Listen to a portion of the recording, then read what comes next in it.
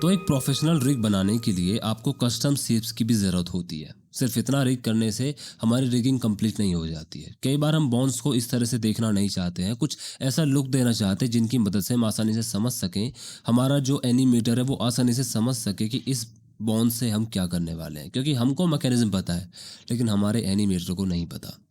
तो उस केस में हमको कस्टम शेप्स लगाने पड़ते हैं।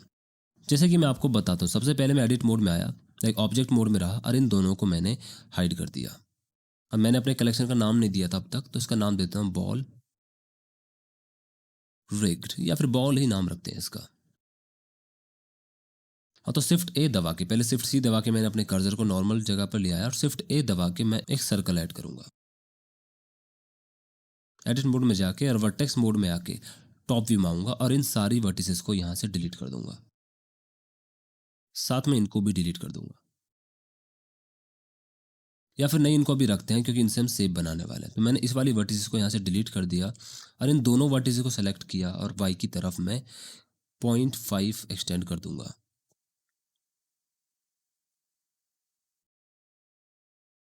थोड़ा सा नीचे, तो जी वाई थोड़ा लगभग यहाँ तक इनको मैं कर दूंगा और ई दबा के इनको मैं एस एक्स में स्केल करूंगा। दोनों को सेलेक्ट किया, ई वाई सॉरी एक्स 0.5 और यहाँ भी ई एक्स 0.5 और माइनस, इन दोनों को सेलेक्ट किया और एस एक्स में मैं स्केल करना शुरू कर दूंगा। फिलहाल मैं स्केलिंग नहीं कर पा रहा हूँ तो इसलिए मैं मीडियन पॉइंट में आ जाऊंगा और इनको फिर से कंट्रोल दबाते हुए इतना स्केल कर दूंगा और ई वाई दबा के आगे की तरफ आऊंगा और एम दबा के इनको सेंटर में मर्ज कर दूंगा।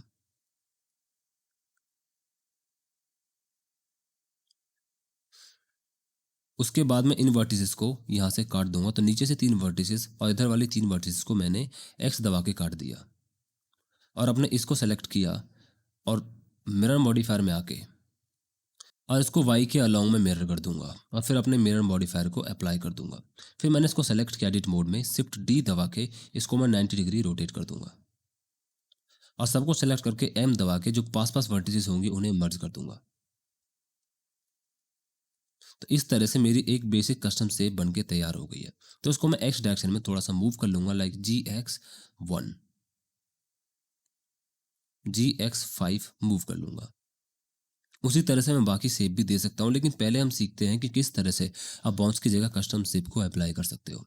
तो मैंने वापस अपने आर्मीचर को ऑन किया, ऑल्ट एच दबा के अपनी बॉल को भी मंगा लिया और फिर आर्मीचर मोड में आके पोज मोड में आके मैं अपने किसी भी बॉन्ड को सेलेक्ट करूंगा और उसको ये वाली कस्टम शेप दूंगा। तो इस कस्टम शेप को मैं रूट को देने वाला, इससे ये पता चल जाए कि आप कहीं भी फ्रीली इस बॉल को कहीं भी घुमा सकते हो और सिर्फ घुमा ही नहीं सकते हो, रोटेट भी कर सकते हो। तो मैंने अपनी बॉन्ड को सेलेक्ट किया और बॉन्ड प्रॉपर्टीज में आया, व्यूपोर्ट डिस्प्ले में आके यहाँ मुझे कस्टम ऑब्जेक्ट का ऑप्शन मिल जाता है। तो मैंने यहाँ से ड्रॉपर को लिया और अपने ऑब्जेक्ट पर डाल दिया। इस तरह से मेरी उसकी जगह पर यहाँ पर अब कस्टम शेप लग के तैयार हो गई है। अब जैसा मेरी बॉन्ड का कलर होगा वैसे ही कस्टम शेप का कलर हो जाएगा। फिलहाल मेरी बॉन्ड का यहाँ पर कोई कलर नहीं था, तो इसलिए मेरी बॉन्ड जैसे बाकी सब बॉन्ड ब्लू होती है वैसे ये भी ब्लू है।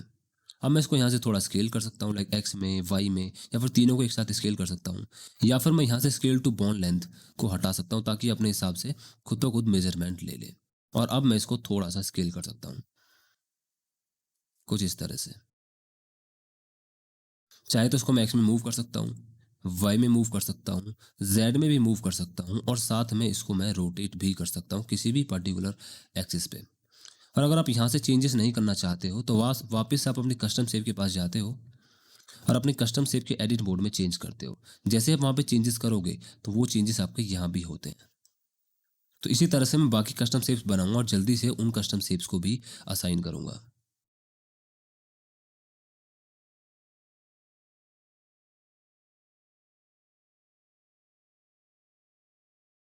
तो अपनी दूसरी शेप बनाने के बाद भी मैं इन शेप्स का नाम दूंगा। इस शेप का नाम होगा WGT, यानी कि विजेट रूट, और उसी तरह से इस शेप का नाम होगा WGT स्क्वाश एंड स्ट्रेच। और एक नया फोल्डर बना लूंगा उस कलेक्शन में WGT नाम से उस कलेक्शन में इन विजिट्स को मूव कर दूंगा।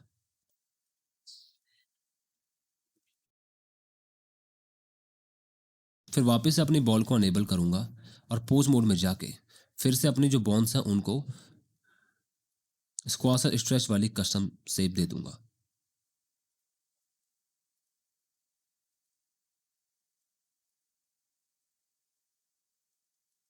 और अपने बीच वाली बॉन्ड को M दबा के दूसरी लेयर में मूव कर दूंगा ताकि ये मुझे दिखाई ना दे। और अपनी इस वाली कस्टम शेप को मैं थोड़ा सा रोटेट कर लूंगा।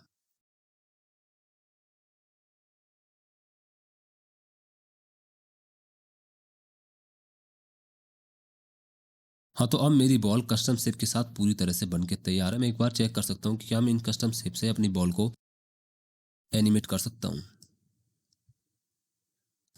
हाँ, तो कस्टम शेप्स बॉन्ड को रिप्रेजेंट करने का बस दूसरा तरीका है जो कि हमारे एनिमेटर को एनिमेशन करने में काफ़ी ज़्यादा मदद करता है। और अगर आपकी कस्टम शेप एक सॉलिड ऑब्जेक्ट है तो आप उसको यहाँ से वायर फ्रेम मोड में ऑन कर सकते हो। फिलहाल हमारी वायर सी थी तो इससे कोई फर्क नहीं पड़ रहा है, लेकिन मान के चलो कि आपने किसी कस्टम शेप की जगह क्यूब दिया तो आप यहाँ से वायर फ्रेम मोड को ऑप्शन को अनेबल कर सकते हो।